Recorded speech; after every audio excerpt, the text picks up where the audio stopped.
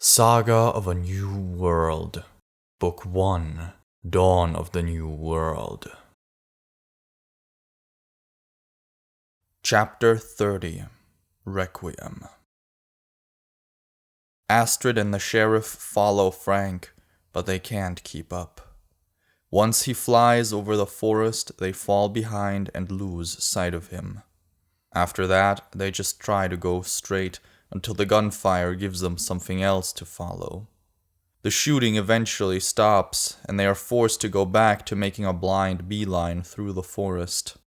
The two eventually reach a large barbed wire fence that stops them from continuing. Warning signs are pinned to it at certain intervals, and behind the fence, they see what looks like an abandoned airfield. The elves follow the fence to an entrance gate. It too is abandoned, and behind the barrier blocking access for cars, they see a small complex of buildings with the letters High School above the entrance. This must be the place. They leave their horses near the gate and sneak inside. Even from a distance, Astrid can smell the scent of smoke and burned plastic, along with a weird smell that's similar to chlorine. Soul fire. Dad was here, but where is he now? And where are the soldiers? They watch the school from a distance, then sneak around the buildings under the cover of trees. Finally, they see the first signs of her father's presence.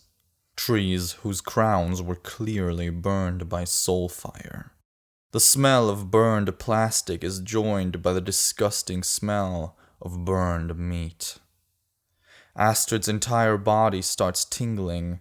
The lack of guards means that her father succeeded, and while part of her just wants to turn back, the stronger part wants to see what he has done. They reach an area that must have once been a schoolyard. The trees that grew here are now no more than blackened silhouettes. The rubber ground has turned into a layer of ash. The twisted remains of the playground equipment remain, melted almost beyond recognition, and between the scorched debris lie half-burned corpses. Anticipation turns to shock as her eyes wander over the gruesome scene. It's almost as though the soul fire fused these people's clothes with their skin. While parts of their bodies are blackened, most of their skin is covered in patches of swollen dark red. The smell of burned plastic and tissue saturates the air, and over everything is that ever-present chlorine-like smell. The intense stench makes Astrid start breathing short, shallow breaths through her mouth. Aside from their footsteps, everything is quiet. The sheriff takes in the scene. She looks down at a corpse that is too small to be an adult, yet too big to be an imp. The woman stares at the burned remains, then looks at Astrid. Your father must be inside the building. If all of this made him tired, he might also be resting on the roof. At least that's what I would do. Astrid looks down at the charred remains as they walk towards the school. One in particular catches her eye. The teenage boy isn't much younger than she is. His hair is burned off and his eyes are scorched out. His hands are holding his face, and his mouth is still open in a silent scream. What looks like it once was a blue jersey is now blackened and fused with burned skin. Astrid hopes that his death was quick, but her rational side tells her that it wasn't. She can't help but imagine herself in a cloud of that golden energy, clawing at her face and screaming as the deadly magic burns her alive, only to breathe it in, allowing it to consume her both from the in and outside. She rips her eyes away from the corpse and follows the sheriff. They enter a classroom. The room itself is untouched, but as soon as they open the door, a wave of stench hits them. This time, the smell of burned meat is overwhelming. Even though Astrid's stomach always seemed to be impossible to disgust, this smell still causes her to retch. She leans forward as though to vomit, but her stomach is unwilling to part with its contents. The sheriff watches her, her face contorted in a grimace. Get a hold of yourself. she hisses at Astrid. The two leave the classroom and enter an equally unscathed hallway. Astrid can see a flight of stairs leading up at the end of it. The only thing that is charred is the carpet in front of another hallway. The two elves walk towards the stairs, and as they pass the T-section, Astrid can't help but look into the other hall. The path doesn't lead into another hallway, but into a large room, and she finally sees the source of the smell. The walls are scorched. The ground is covered in what used to be crates, supplies, and people. The remains of dozens litter the floor, all frozen in some sort of position of agony. Astrid can't help but look around the room. It's the same sight as outside, only more people in a smaller area. She draws in a deep breath as she sees the destruction her father has wrought and can taste the stinking air as it flows into her lungs. The dust and smells cause her to cough, which only allows more of it in. Even though her body is physically disgusted by the smell and sight, the horror turns into a morbid feeling of satisfaction. Her father killed these people for her, and seeing someone who wronged you punished tenfold is oddly comforting. She would think that the sight of so many people dead by what might as well be her own hand would leave her with some kind of sadness, a feeling of remorse. Yet just like when she killed that woman, they do not. This apathy terrifies Astrid, especially because most of these people probably didn't even play a part in what the soldiers did. The last thought makes her mind pause. Grim satisfaction is replaced with sadness. Not the burning emotional agony one feels when a family member or close friend dies, but a distant, cold emotion. She regrets that these people had to die, probably for something they had no control over, but at the same time she does not regret that they are dead.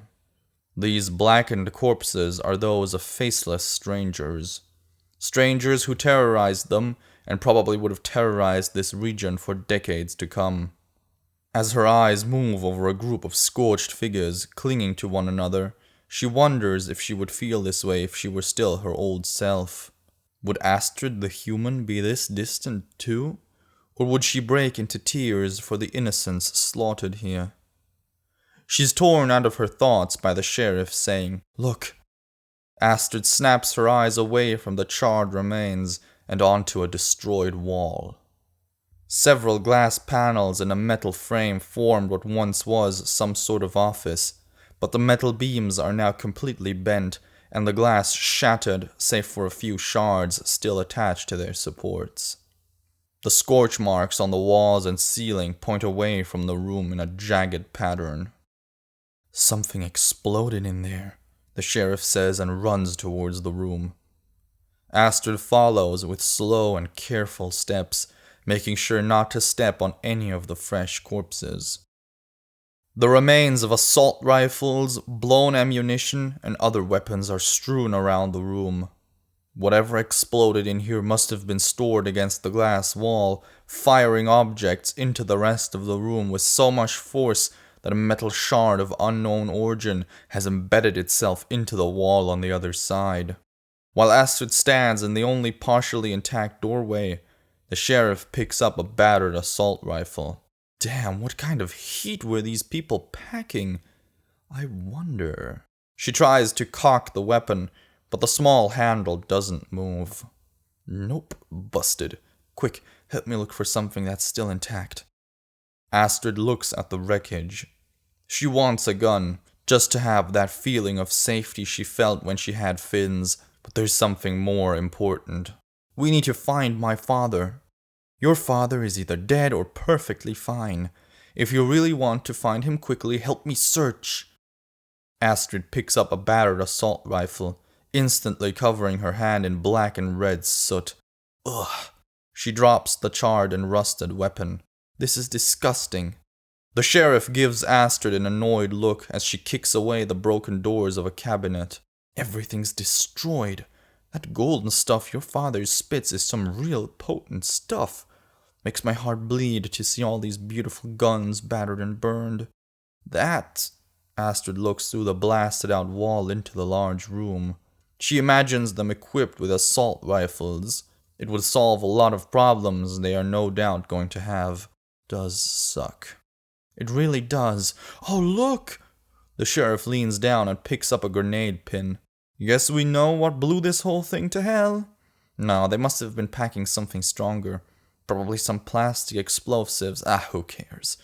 She sticks her hand into a hole in a cabinet that doubled as a desk. Most of the wood container is still intact, protected from the explosion by the large and completely destroyed bookshelf next to it. Here we go. She moves her finger inside the box, then pulls it back out and opens the charred sliding plastic door. Jackpot. What? Astrid asks and runs next to the other elf. Inside the cabinet, the soldiers placed a large green metal box next to office supplies. A bit of soul fire must have gotten inside, as the paint has cracked and exposed the now rusted metal beneath in several places. There is white text written on the side of the canister, but Astrid can't make out what it means before the sheriff leans closer and covers it with her body. Curse this dyslexia. 840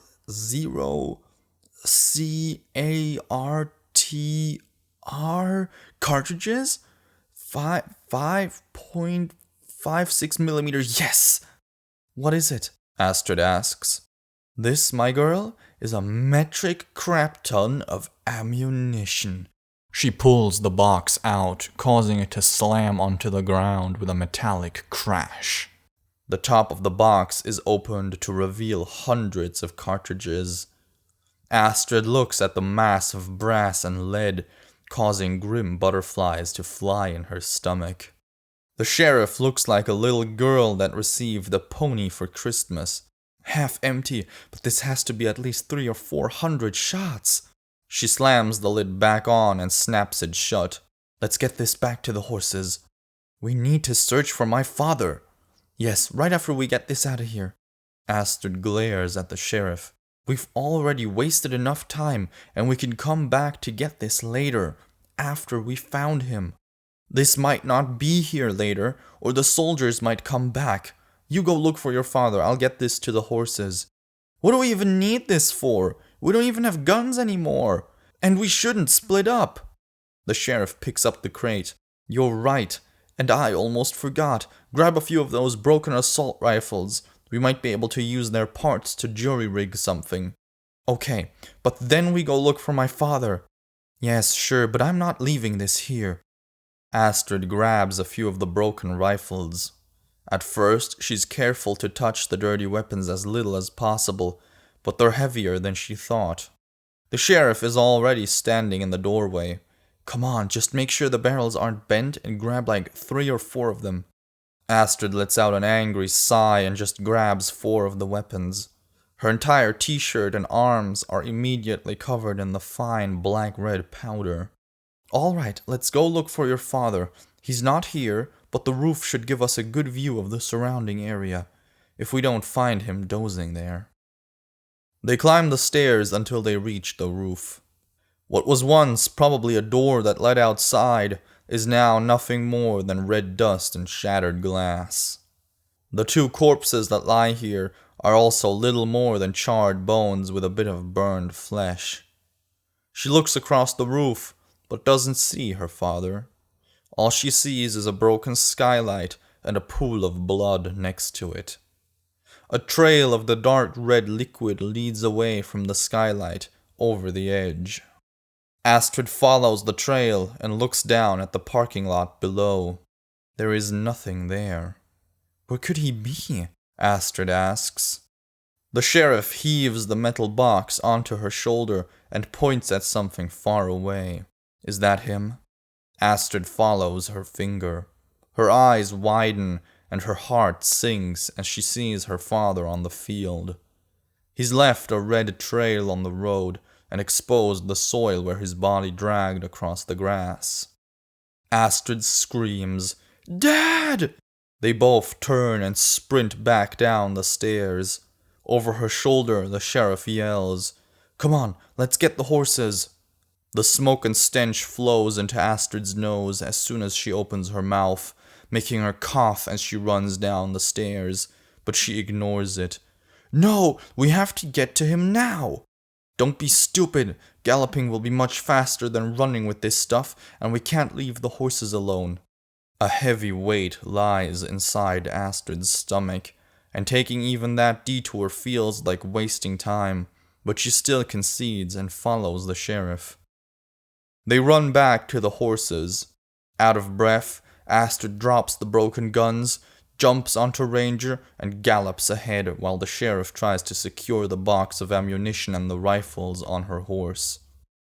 Astrid doesn't check whether the other elf is behind her. Ranger's reins are as loose as she can make them, and the horse runs as fast as it can. Every step brings Astrid closer to her father, but she doesn't know what she'll do when she reaches him. All she knows is that she needs to get to him as fast as she can. The galloping forces her to focus on her posture and Ranger's movements, but a deep feeling of guilt still manages to seep into the corners of her mind. The thought that her father is dead and that it's her fault tries to force itself onto her, but before the feeling can become a thought, she pushes it away. Ranger stops right next to her father. Red spots dot the dragon's body, and his entire form looks broken, like an animal that's been hit by a car. "Dad?" she asks as she walks towards her father's head.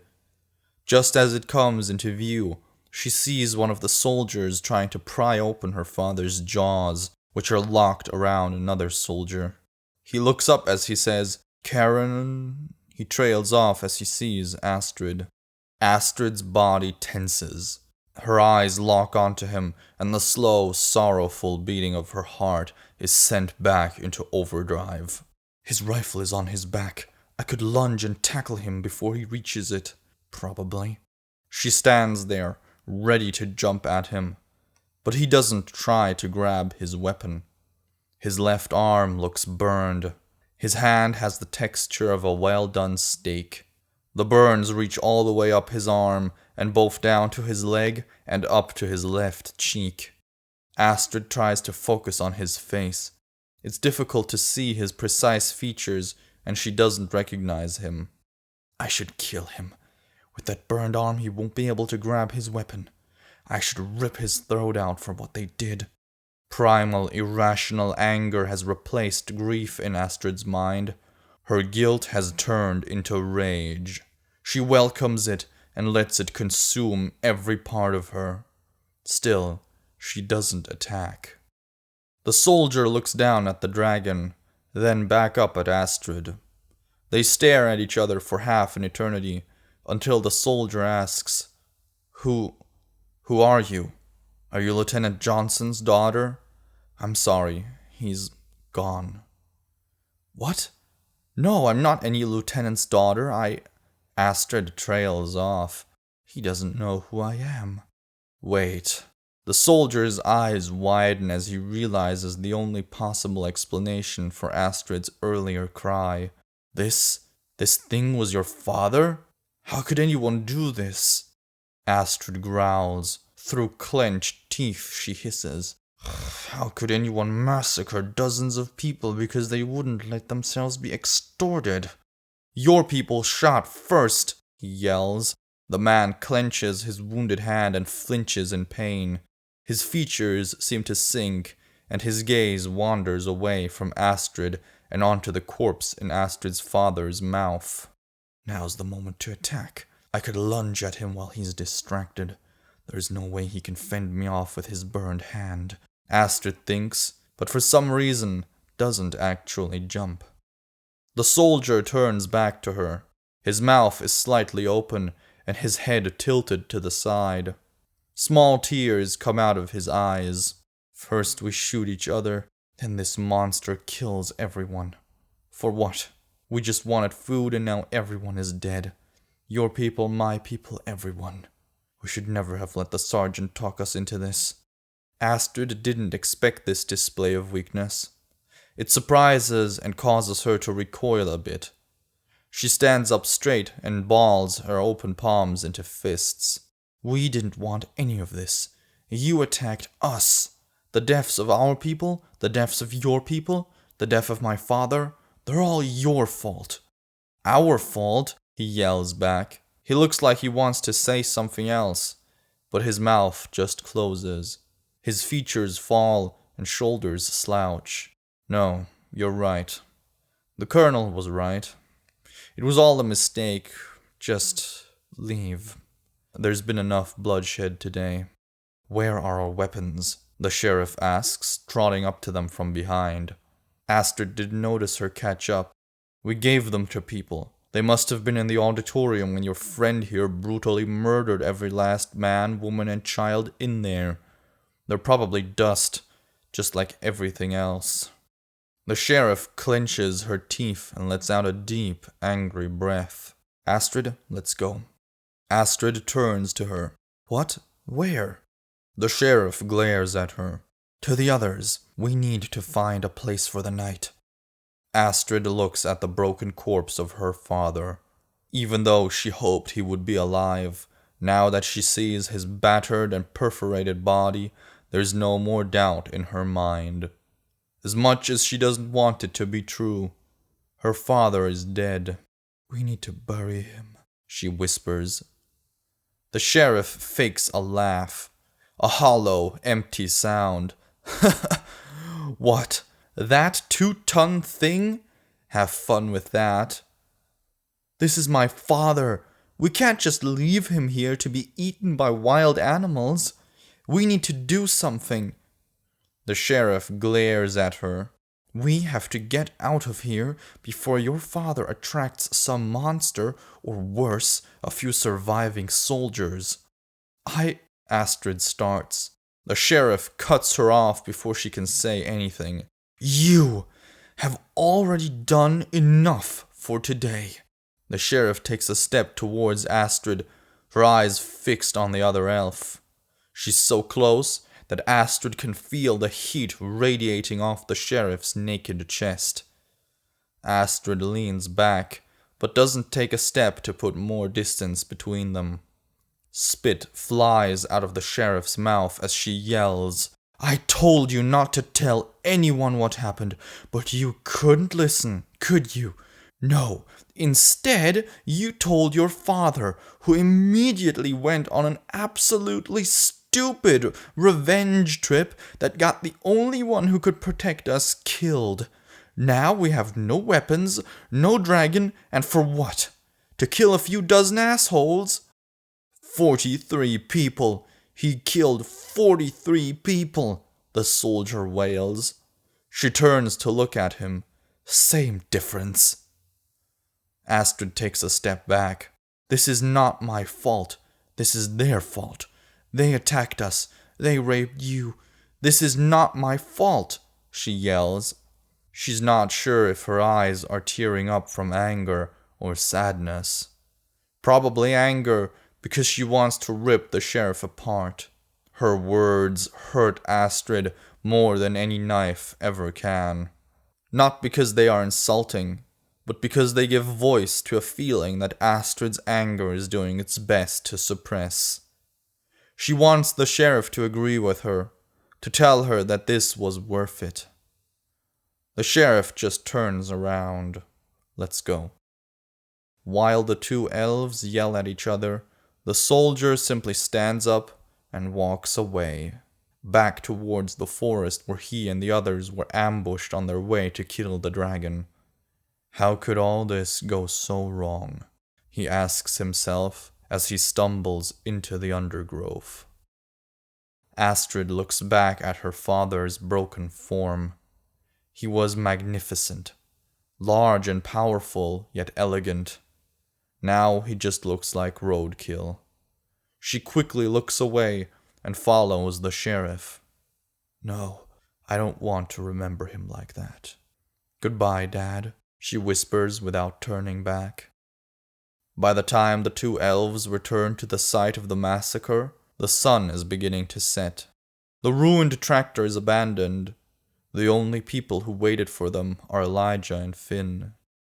"Where's Dad?" Elijah asks as soon as he sees them. Astrid considers lying to him, but knows that would help with nothing. He's dead. He killed all of the soldiers, but in the end he died of his wounds. Elijah blinks several times. "What?" he asks. He looks genuinely confused, as though he really doesn't understand what Astrid just said. Astrid doesn't want to repeat herself. In fact, she doesn't even want to look at anyone. "Where are the others?" the sheriff asks. Elijah's eyes are fixed on Astrid, who refuses to meet his gaze. "Is he really gone?" "Yes!" the sheriff hisses. She leans towards him, her entire body quivering. "He is dead. No, there is no way he might still be alive. We saw his bullet-ridden, crash-landed corpse. Now where are the others? This has been a very, very long day." Elijah jumps to his feet. "That's impossible. Dad had healing powers, like Wolverine. How can he die?" The sheriff growls. "I guess he couldn't heal through an assault rifle salvo. Who would have guessed?" "Sheriff," Finn tries to say. Her eyes snap onto Finn. "Where did the others go?" Finn opens his mouth to speak, then closes it again before he finally answers the sheriff's question. They went to the junkyard just through the forest. The junkyard is surrounded by a chain-link fence. Piles of old appliances and containers cover the entire premise. Some of the devices are rusted, some look almost new. All of them are thrown together, waiting to be salvaged for parts. There are two buildings. A small office building with a massive garage, and a barn filled with heavy machinery that just a few days ago shredded paper and other things, but now lies dormant and abandoned. Astrid spent the entire way trying to think of how she's going to tell her mother that her father is gone. Even though the journey took several minutes, her mind hasn't moved a bit. It feels so surreal that she half expects him to be waiting for them here. Of course, she knows that he won't be. So many others have died, and once they're gone, they're gone.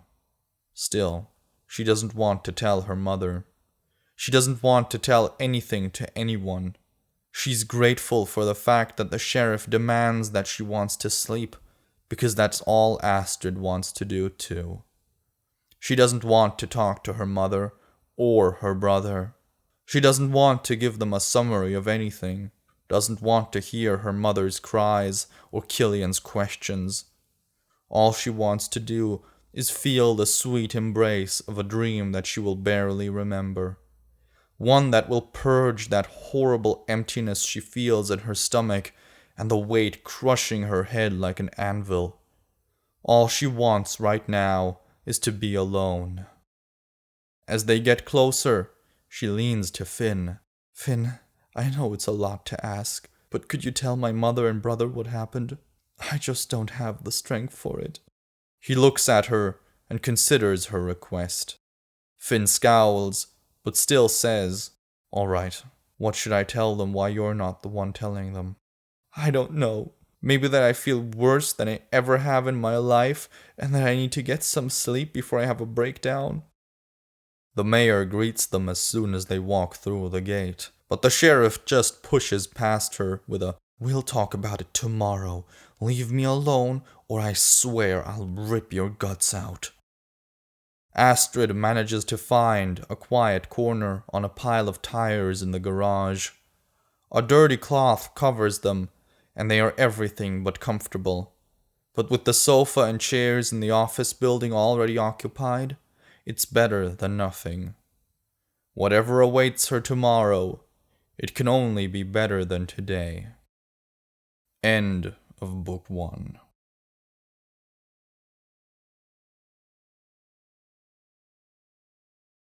Thank you for listening to this Ember and Sparks production.